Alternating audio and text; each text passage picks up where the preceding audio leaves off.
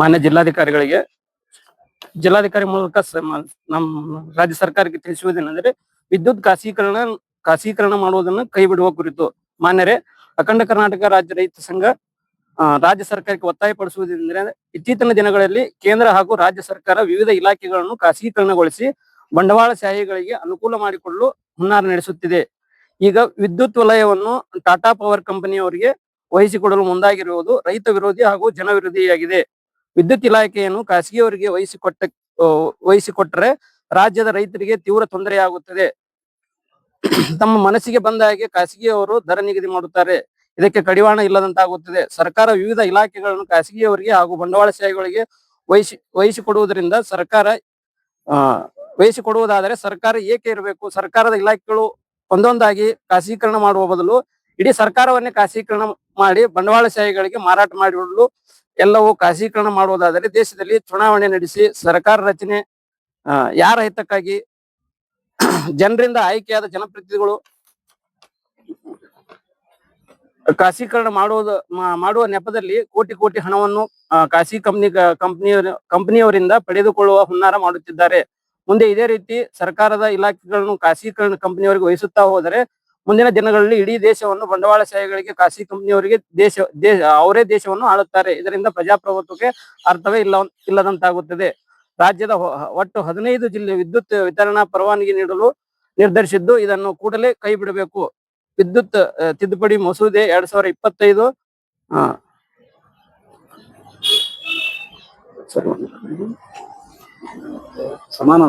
ಸಮಾನಾಂತರ ವಿದ್ಯುತ್ ವಿತರಣಾ ಪರವಾನಗಿ ಯಾವುದೇ ಕಾರಣಕ್ಕೂ ಖಾಸಗಿಯವರಿಗೆ ನೀಡಬಾರದು. ವಿದ್ಯುತ್ ಸೇವೆ ರೈತರ ಹಾಗೂ ಸಾರ್ವಜನಿಕರ ಮೂಲಭೂತ ಅವಶ್ಯಕತೆ ಇದೆ. ಖಾಸಗೀಕರಣದಿಂದ ವಿದ್ಯುತ್ ದರ ಏರಿಕೆ ರೈತರಿಗೆ ನೀಡಲಾಗುತ್ತದೆ. ಸಂಬಂಧಪಟ್ಟ ಮತ್ತು ಉಚಿತ ವಿದ್ಯುತ್ ಯೋಜನೆಗಳಿಗೆ ಧಕ್ಕೆ ಆಗುತ್ತದೆ. ಸಾವಿರಾರು ಉದ್ಯೋಗಕ್ಕೆ ಕುತ್ತು ಬರಲಿದೆ. ಆದ್ದರಿಂದ ಸಾರ್ವಜನಿಕ ಹಿತಾಸಕ್ತಿಗೆ ವಿರುದ್ಧವಾದ ಈ ನಿರ್ಧಾರವನ್ನು ಸರ್ಕಾರ ಕೂಡಲೇ ಹಿಂಪಡೆಯಬೇಕು. ಇಲ್ಲದಿದ್ದರೆ ಬೀದಿಗಿಳಿದು ಉಗ್ರ ಹೋರಾಟ ಮಾಡಬೇಕಾಗುತ್ತದೆ. ಅಖಂಡ ಕರ್ನಾಟಕ ರೈತ ಸಂಘದ ಮೂಲಕ ರಾಜ್ಯ ಸರ್ಕಾರಕ್ಕೆ ಎಚ್ಚರಿಕೆ ನೀಡುತ್ತಿದೆ.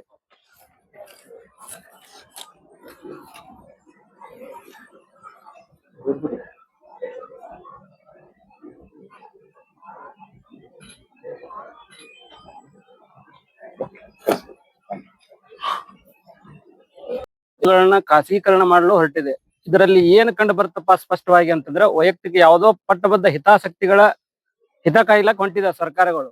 ಈ ಸರ್ಕಾರಗಳು ಯಾವ ತರ ರಚನೆ ಆಗ್ತಾವಂದ್ರ ಪ್ರಜೆಗಳಿಂದ ಪ್ರಜೆಗಳಿಗಾಗಿ ಪ್ರಜೆಗಳಿಗೋಸ್ಕರ ಅಂತ ಹೇಳೋದು. ಪ್ರಜೆಗಳನ್ನ ಯಾವ ಮಟ್ಟದಾಗೂ ಮನವರಿಕೆ ಮಾಡ್ಕೊಂತಿಲ್ಲ.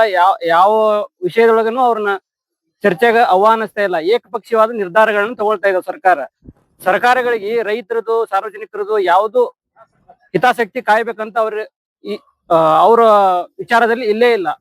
ಎಲ್ಲವುಗಳನ್ನು ಖಾಸಗೀಕರಣಗೊಳಿಸಿ ಯಾರದೋ ಅನುಕೂಲಕ್ಕಾಗಿ ಸರ್ಕಾರಗಳು ಈಗ ಕಾರ್ಯನಿರ್ವಹಿಸಿದಾವ ಅಂತ ನಮಗನ್ಸ್ತದ. ಮೇಲ್ನೋಟಕ್ಕೆ ಕಂಡು ಬರ್ತದ ಸ್ಪಷ್ಟವಾಗಿ. ಇವರು ತಮ್ಮ ಭವಿಷ್ಯವನ್ನು ಭದ್ರ ಮಾಡ್ಕೊಳ್ಳೋದಕ್ಕ ಖಾಸಗಿ ಪಟ್ಟಬದ್ಧ ಹಿತಾಸಕ್ತಿಗಳನ್ನ ಅವ್ರನ್ನ ಹಿತ ಕಾಯೋದಕ್ಕ ಈ ಸರ್ಕಾರಗಳು ಕೆಲಸ ಮಾಡಕತ್ತೇವ. ಜನರಿಗೋಸ್ಕರ ಯಾವ ಸರ್ಕಾರಗಳನ್ನ ಇಲ್ಲ. ಈಗ ವಿದ್ಯುತ್ ಖಾಸಗೀಕರಣವನ್ನ ಎಲ್ಲಾ ರೈತರು ನಾವು ವಿರೋಧಿಸ್ತೀವಿ. ಯಾಕಂದ್ರೆ ಇದರಿಂದ ದುಷ್ಪರಿಣಾಮಗಳಾಗ್ತಾವ ಹೊರತು ಯಾರಿಗೆ ಅನುಕೂಲಗಳಿಲ್ಲ. ರಾಜಕೀಯ ವ್ಯಕ್ತಿಗಳಿಗೆ ಸರ್ಕಾರಗಳಿಗೆ ಅನುಕೂಲ ಇರಬಹುದಾದ್ರೆ ರೈತರಿಗೆ ಇದರಿಂದ ಯಾವುದೇ ಅನುಕೂಲಗಳಿಲ್ಲ. ರೈತರು ಜಾಗೃತರಾಗಬೇಕು. ಯಾವುದೇ ನಿರ್ಧಾರಗಳನ್ನ ತಗೋಬೇಕಾದ್ರೆ ಸರ್ಕಾರಗಳನ್ನು ಯಾರನ್ನೂ ವಿಶ್ವಾಸಕ್ಕೆ ತಗೊಳ್ತಾ ಇಲ್ಲ. ತಮಗೆ ಏನ ತಿಳಿತದೋ ಅದನ್ನೇ ತಾವು ಮಾಡ್ತಾ ಇದ್ದಾರೆ.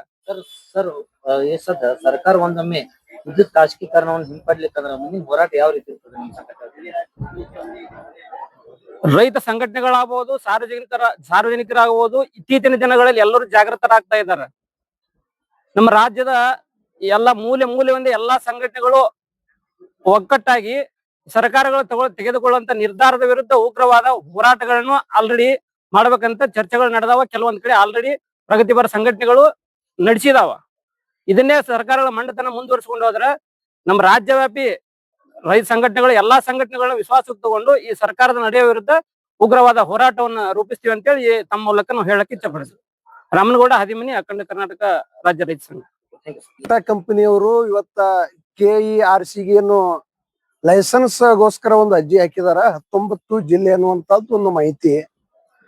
ಆ ಖಾಸಗೀಕರಣವನ್ನ ಮಾಡಿಬಿಟ್ರೆ ರೈತರಿಗೆ ಯಾವ ರೀತಿ ಮೋಸ ಆಗ್ತದಪ್ಪ ಅಂತ ಕೇಳಿದ್ರ ಅವರು ಏನ ಅವ್ರ ಮನಸ್ಸಿಗೆ ಬಂದಂಗ ಒಂದು ಬಿಲ್ಗಳನ್ನ ಈ ಫೋನಿಗೆ ರೀಚಾರ್ಜ್ ಮಾಡ್ತೀವಲ್ಲ ಹಂಗ ನಾವು ರೀಚಾರ್ಜ್ ಮಾಡಿದ್ರೆ ನಮ್ಗೆ ಕರೆಂಟ್ ಬರುವಂತ ವ್ಯವಸ್ಥೆಗಳು ಮಾಡ್ಲಿಕ್ಕೆ ಏನು ಹುನ್ನಾರಗಳನ್ನ ಇವತ್ತ ಸರ್ಕಾರಗಳು ಮಾಡ್ತವ ಅದು ಬಹಳ ಕಠಿಣಕರವಾದಂತ ವಿಚಾರ.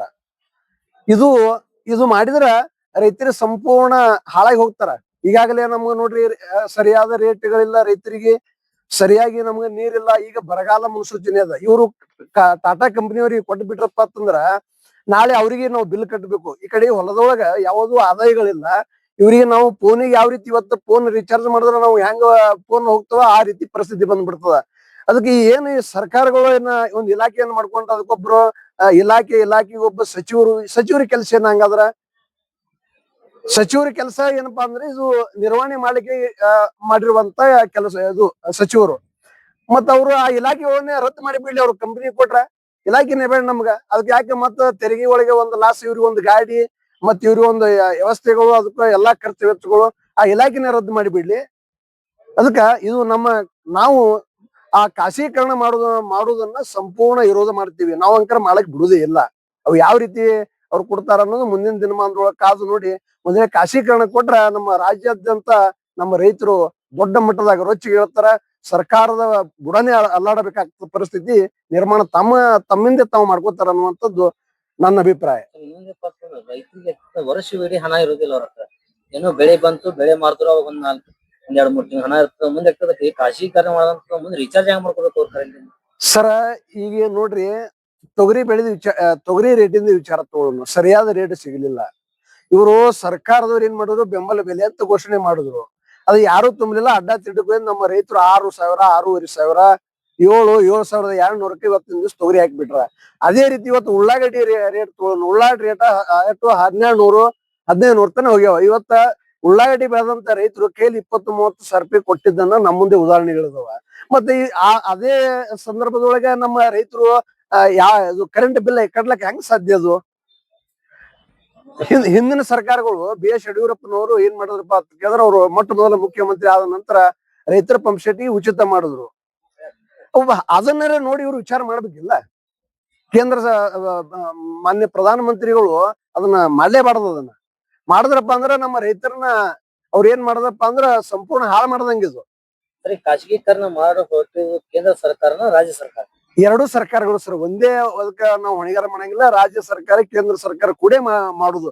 ಯಾವುದೇ ಒಂದು ಯೋಜನೆಗಳಲ್ಲಿ ಏನೇ ಮಾಡ್ಬೇಕಾದ್ರೆ ಎರಡೂ ಸರ್ಕಾರಗಳು ಕೂಡ ಮಾಡ್ತಾವ. ಒಂದೇ ಸರ್ಕಾರ ಮಾಡಕ್ ಆಗುದಿಲ್ಲ. ಇವು ಎರಡೂ ಸರ್ಕಾರಕ್ಕ ರೈತರು ಸಂಪೂರ್ಣ ಅವರಿಗೆ ನಾವು ಧಿಕ್ಕಾರ ಹೇಳ್ತೀವಿ. ಮಾದೇವಪತ್ತಿಯಲ್ಲಿ ಕರ್ನಾಟಕ ರಾಜ್ಯ ರೈತ ಸಂಘದ ತಾಲೂಕು ಅಧ್ಯಕ್ಷರು, ವಿಜಯಪುರ. ನೋಡ್ತಾ ಇರ್ತೀವಿ ಟಿವಿಯಲ್ಲಿ ಎಲ್ಲ ಕಡೆ. ಸರ್, ರೈತರ ಜಮೀನನ್ನ ಸರ್ಕಾರ ಖರೀದಿ ಮಾಡ್ಕೊಂಡು ಬಿಡದಿ ತಗೊಂಡು ಏನೋ ಮಾಡಿದೆ ಸರ್. ಇದ್ರ ಬಗ್ಗೆ ನೀವೇನ್ ಹೇಳ್ತೀವಿ? ಪ್ರತಿಯೊಂದು ಹಂತದಲ್ಲಿ ಸರ್ಕಾರ ರೈತರ ಫಲವತ್ತಾದ ಭೂಮಿಗಳನ್ನ ತಮ್ಮ ಸ್ವಾರ್ಥಕ್ಕೋಸ್ಕರ ಇವತ್ತು ಅದನ್ನ ಬಲಜೋರಿಯಿಂದ ಕಿತ್ಕೊಳ್ಳುವಂತ ಕೆಲಸ ಮಾಡ್ಲಾಗತ್ತಾರೆ. ಇತ್ತೀಚೆಗೆ ಏನದ, ಬೆಂಗಳೂರಿನ ಬಿಡದಿ ವ್ಯಾಪ್ತಿಯಲ್ಲಿ ಸಾವಿರಾರು ಎಕರೆ ಜಮೀನನ್ನ ರೈತರಿಂದ ಕಿತ್ಕೊಂಡಿದ್ದಾರೆ. ಒಂದ್ ವೇಳೆ ರೈತರು ಕೊಡ್ಲಿಲ್ಲ ಅಂತಂದ್ರ ಭೂ ಸ್ವಾಧೀನ ಕಾಯ್ದೆ ಅಂತ ಬರ್ತದೆ. ಸೆಕ್ಷನ್ 6 ಸಬ್ ಕ್ಲಾಸ್ 1 ಕೆಳಗಡೆ KDB ಕಾಯ್ದೆಗಡೆ ಅದನ್ನ 28 ಸೆಕ್ಷನ್ ಅಡಿಯಲ್ಲಿ ಅದನ್ನ ಸ್ವಾಧೀನಪಡಿಸುವಂತದ್ದು ಅದೊಂದು ಕಾನೂನನ್ನ ರಚನೆ ಮಾಡಿದ್ದಾರೆ. ಅಂದ್ರೆ ಒಟ್ಟಾರೆ ಈ ದೇಶದ ಕೃಷಿಯನ್ನ ನಾಶ ಮಾಡ್ಲಿಕ್ಕೆ ಒಂದು ದೊಡ್ಡ ಹುನ್ನಾರವನ್ನು ಇವರೆಲ್ಲ ಜನಪ್ರತಿನಿಧಿ ಮಾಡ್ಲಾತ್ತಾರ ಸರ್ಕಾರ. ಈಗಾಗಲೇ ರೈತರಲ್ಲಿ ಸಾಕಷ್ಟು ಜನ ಆಯ್ತು ಧರಣಿ ಕೂತಿರೋ ಸಂಘಟನೆಯಿಂದ. ಏನ್ ನಿಮ್ಮ ಒಂದು ಸಂಘಟನೆ ವತಿಯಿಂದ ಏನ್ ಅವ್ರಿಗೆ ಬೆಂಬಲ ಕೊಡ್ತೀರಾ? ಅಲ್ಲಿ ಹೋಗಿ ಬೆಂಬಲ ಅಲ್ಲಿ ಏನ್ ಹೋಗೋದಿಲ್ಲ. ಇಲ್ಲೇ ನಾವು ನಮ್ಮ ಜಿಲ್ಲಾ ಮಟ್ಟದಲ್ಲೇನೆ ನಾವು ಪ್ರತಿಭಟನೆ ಮಾಡಿ ಅದಕ್ಕೆ ಹೋರಾಟಕ್ಕೆ ಬೆಂಬಲ ಕೊಡ್ತೇವೆ. ಯಾವುದೇ ಹೋರಾಟ ಮಾಡಿದ್ರು ಕೂಡ ಅದರ ರಾಜಕೀಯ ಬೆರಿಬಾರದು. ನಾವು ಇತ್ತೀಚೆಗೆ ಕೇಳಿದೆವು, ಅಲ್ಲಿ ಏನೋ ರಾಜಕೀಯ ಸೇರ್ಪಡೆ ಆಗ ತಿಳ್ಕೊಂಡು. ಯಾವುದೇ ಒಂದು ರೈತರ ಹೋರಾಟದಲ್ಲಿ ರಾಜಕೀಯ ಸೇರ್ಪಡೆ ಆಗುತ್ತಂದ್ರೆ ಆ ಹೋರಾಟ ಯಶಸ್ವಿ ಆಗೋದಿಲ್ಲ, ಆ ಹೋರಾಟ ಫೇಲ್ಯೂರ್ ಆಗುತ್ತೆ. ಅರವಿಂದ್ ಕುಲಕರ್ಣಿ, ಅಖಂಡ ಕರ್ನಾಟಕ ರೇಷನ್ ರಾಜ್ಯ ಪ್ರಧಾನ ಕಾರ್ಯದರ್ಶಿ.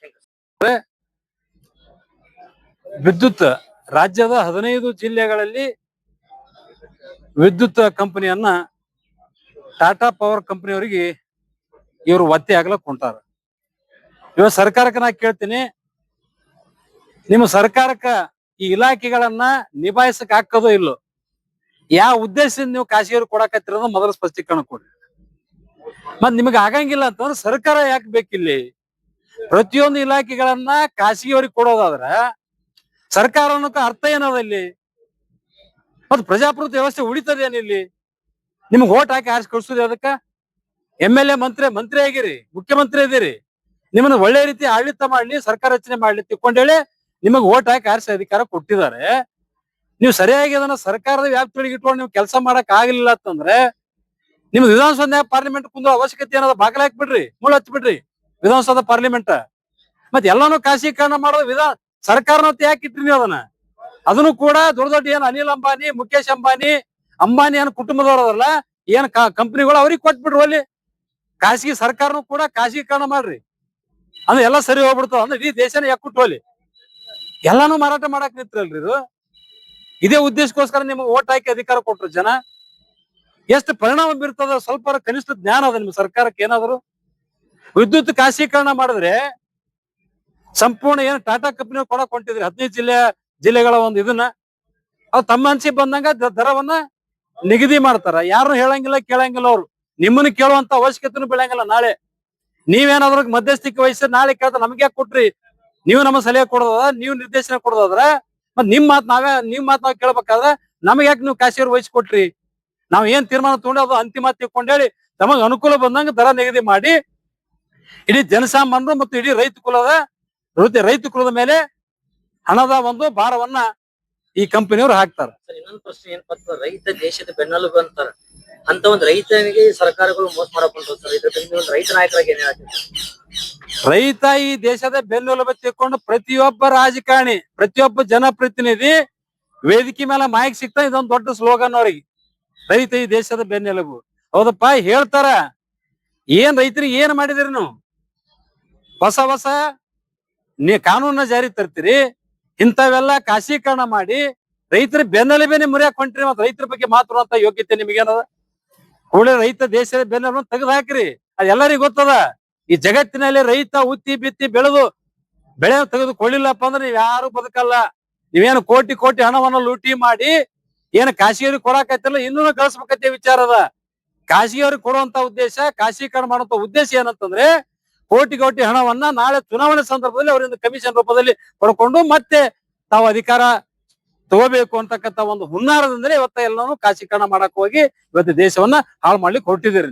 ಮೊದಲಿನ ಸರ್ಕಾರಗಳು ಉಚಿತ ವಿದ್ಯುತ್ ಕೊಡ್ತಿತ್ತು ಆಗ್ತದ ರೈತರಿಗೆ, ಪಂಪ್ಸೆಟ್ಗಳಿಗೆ. ಅದಕ್ಕೆ ಈಗೆಲ್ಲ ಹಣ ಮಾಡಿ ಹಾಕ್ತಾರ. ಅದು ದೇಶಕ್ಕೆ ಅನ್ನ ಹಾಕುವಂತ ಅನ್ನದಾತರಿಗೆ ಉಚಿತವಾಗಿ ಕರೆಂಟ್ ಕೊಡುದು ಸೂಕ್ತದ. ಉಚಿತ ಕರೆಂಟ್ ಕೊಡ್ರಿ ರೈತರಿಗೆ, ಸರಿಯಾಗಿ ನೀರ್ ಕೊಡ್ರಿ, ನೀರಾವರಿ ಮಾಡ್ರಿ. ಇಷ್ಟೆಲ್ಲ ಆದ್ಮೇಲೆ ಬೆಳೆದಂತ ಬೆಳೆಗಳಿಗೆ ಆಯಾ ಕಾಲಕ್ಕನುಗುಣವಾಗಿ ಯೋಗ್ಯ ಮಾರುಕಟ್ಟೆ ದರ ಕೊಟ್ಟರು ಸಾಕು. ಈ ದೇಶದೊಳಗೆ ಯಾವ ರೈತರು ಸಾಲಗಾರ ಹಂಗಲ್ಲ, ಯಾರು ಆತ್ಮಹತ್ಯೆ ಮಾಡ್ಕೊಂತ ಪರಿಸ್ಥಿತಿ ನಿರ್ಮಾಣ